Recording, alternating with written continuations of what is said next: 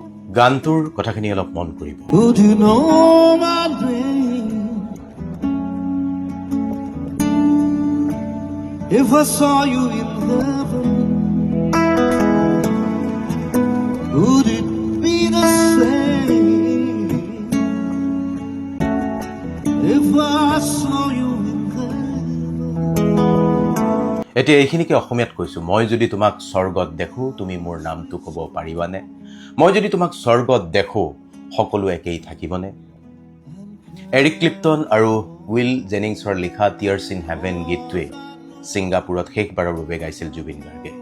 মৃত্যুৰ আগদিনা স্বৰ্গত দেখা হোৱাৰ কথা থকা গীত গাইছিল জুবিন গাৰ্গে। এৰিক ক্লিপ্টনে 4 বছৰীয়া পুত্ৰৰ মৃত্যুৰ পিছত এই গীত লিখিছিল, কথা লিখিছিল।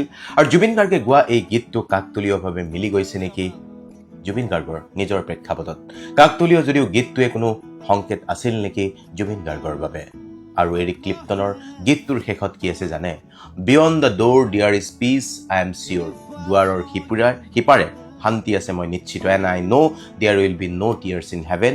আৰু মই জানো স্বৰ্গত আৰু কোনো চকুলো নাথাকে। স্বৰ্গত জুবিন দা কুশলে থাকক। জুবিন দা স্বৰ্গত থাকিও আমাৰ মাজত থাকক। অমৰ হওক জুবিন দা।